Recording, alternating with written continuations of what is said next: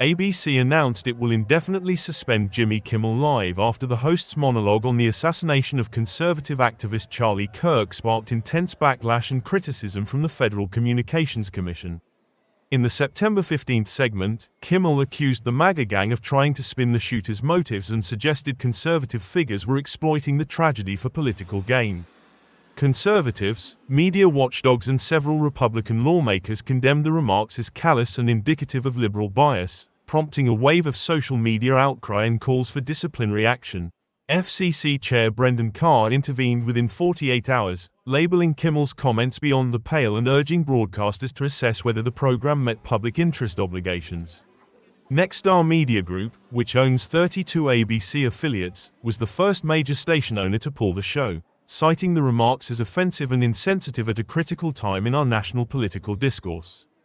The network's decision follows that regulatory pressure and reflects concerns about advertiser sensitivity to political controversy. ABC's statement said the suspension is intended to allow time for reflection and review, without indicating whether Kimmel will face further sanctions or if the program will return. Disney, the parent company, offered no additional details on the motivations behind the move.